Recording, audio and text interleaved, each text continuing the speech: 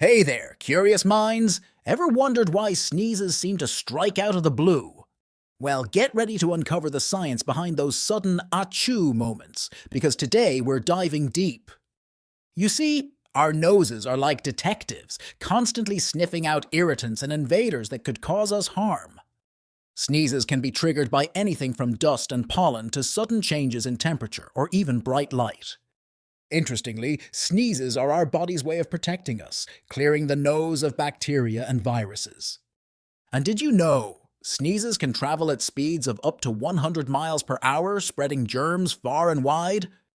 So next time a sneeze catches you off guard, remember it's just your body doing its job.